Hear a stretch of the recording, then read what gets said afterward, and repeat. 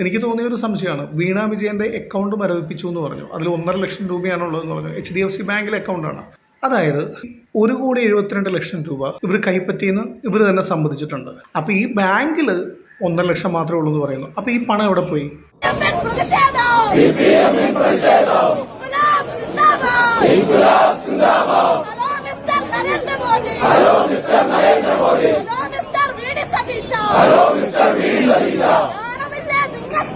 ഇവർക്കൊക്കെ ശരിക്കും കാര്യം അറിയാഞ്ഞിട്ടാണോ, അല്ലെങ്കിൽ അറിഞ്ഞിട്ടും ഇതുപോലെ പാർട്ടിക്ക് വേണ്ടിയോ അല്ലെങ്കിൽ ഏതെങ്കിലും ഒരു പ്രത്യേക നേതാവിന് വേണ്ടിയോ അല്ലെ അയാളുടെ കുടുംബത്തിന് വേണ്ടിയോ മനഃപൂർവ്വം ഇങ്ങനെ ചെയ്യുന്നതാണോ? അല്ല, എനിക്കൊരു സംശയം.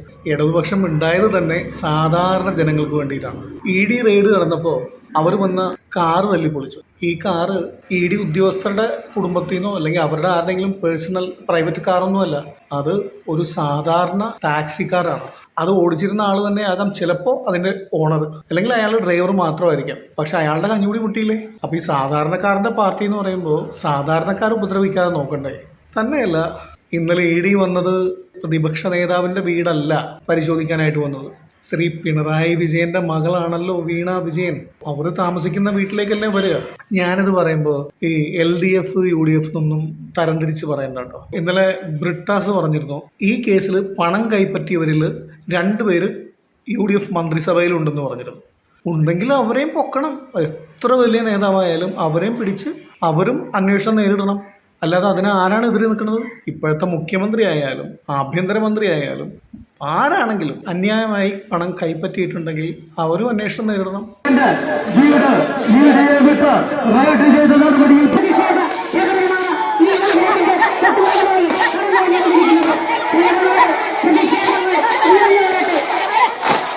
പൊതുജനങ്ങൾക്കും അറിയാം, നിങ്ങൾക്കും അറിയാം കാര്യങ്ങളൊക്കെ എങ്ങനെയാണ്, ഇതിൻ്റെയൊക്കെ ഇരിപ്പോശം എന്താണെന്ന് അറിയാം.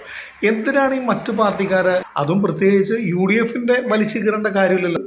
ED ഇപ്പോൾ ആരുടെ കൺട്രോളിലാണ്? കേരളം ഭരിക്കുന്ന UDFന്റെ കൺട്രോളിലാണോ ED? കേന്ദ്രത്തിന്റെ കയ്യിലല്ലേ അതിന്റെ കീ. കേന്ദ്രത്തിനെതിരായിട്ട് ഒന്നും മിണ്ടുന്നില്ല. പിന്നെ വേറൊരു കാര്യം, എനിക്ക് തോന്നിയ ഒരു സംശയമാണ്. വീണ വിജയന്റെ അക്കൗണ്ട് മരവിപ്പിച്ചു എന്ന് പറഞ്ഞു. അതിൽ 1.5 ലക്ഷം രൂപയാണുള്ളതെന്ന് പറഞ്ഞു. HDFC ബാങ്കിലെ അക്കൗണ്ടാണ്. അതായത് 1,72,00,000 രൂപ ഇവർ കൈപ്പറ്റിയെന്ന് ഇവർ തന്നെ സമ്മതിച്ചിട്ടുണ്ട്. അത് എന്തിനു വേണ്ടി കൈപ്പറ്റി എന്നുള്ളത് കൃത്യമായൊരു മറുപടി കൊടുക്കാനായിട്ട് ഇതുവരെ സാധിച്ചിട്ടില്ല. അതവിടെ നിൽക്കട്ടെ. ഈ 1,72,00,000 രൂപ കൈപ്പറ്റിയ ആളുടെ ഈ പണം ഇപ്പോൾ എവിടെയാണ്? ഇത്രയും വലിയ തുക ചെലവാക്കുമ്പോൾ അതിനൊരു റെസിപ്റ്റും ബില്ലും ഒക്കെ ഉണ്ടാകണമല്ലോ. തന്നെയല്ല, വീട്ടിൽ അലമാരിൽ വെച്ച് കൂട്ടാനും പറ്റില്ല. അപ്പൊ ഈ ബാങ്കിൽ 1.5 ലക്ഷം മാത്രമേ ഉള്ളൂ എന്ന് പറയുന്നു. അപ്പൊ ഈ പണം എവിടെ പോയി? ഇത്രയും വർഷത്തിനുള്ളിൽ ഇത് മുഴുവൻ ചെലവാക്കണമെങ്കിലും അതിന്റെ ബില്ലും സംഭവങ്ങളൊക്കെ അതും ഹാജരാക്കണമല്ലോ. അപ്പൊ ഈ പണം മുഴുവൻ ചെലവഴിച്ചിട്ടില്ലെങ്കിൽ ഈ പണം എവിടെ? അപ്പൊ ഈ പണം വേറെ ഏതോ അക്കൗണ്ടിലുണ്ടല്ലോ.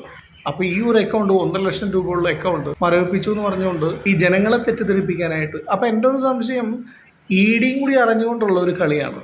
ED സത്യത്തിൽ പിണറായി വിജയന് അനുകൂലമായിട്ട് തന്നെയാണ് നിൽക്കുന്നതെന്നാണ് എൻ്റെ ഒരു നിഗമനം.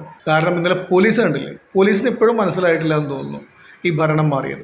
ബ്രിട്ടാസ് പറയുന്നതും ലോക്കൽ കമ്മിറ്റി അംഗങ്ങൾ പറയുന്നതും ഒക്കെ കേട്ടിട്ട് മൂളിൽ നിന്നിരുന്ന പോലീസാണ് അവിടെ. എന്തായാലും നേതാക്കന്മാരെ വാക്ക് കേട്ട് അവിടെ എത്തി ED വന്ന വണ്ടി തല്ലിപ്പൊളിച്ച ആ ക്രിമിനലുകൾ എന്ന് ഞാൻ പറയില്ല, ഞാൻ മണ്ടന്മാരെന്നേ പറയുള്ളൂ.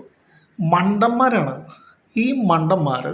ഒരുപാട് ബുദ്ധിമുട്ട് ഈ നേതാക്കന്മാർക്ക് ഇങ്ങനെ ഇളക്കി വിട്ടാൽ മതിയല്ലോ. ഇതൊക്കെ അനുഭവിക്കുന്നതും പണി കിട്ടുന്നതൊക്കെ നേതാക്കന്മാരുടെ മക്കൾക്കോ നേതാക്കന്മാരുടെ കുടുംബത്തിലെ ആൾക്കാർക്കോ ഒന്നും അല്ലല്ലോ. ഈ സാധാരണ വിവരമില്ലാത്ത, എന്തിനും പോകുന്ന, എന്തും ചെയ്യാനായിട്ട് റെഡിയായി നിൽക്കുന്ന കിഴങ്ങന്മാരുണ്ട്. അതെല്ലാ പാർട്ടിയിലും ഉണ്ട് കേട്ടോ. ഇതിൽ കുറച്ച് കൂടുതലാണെന്ന് തോന്നുന്നു.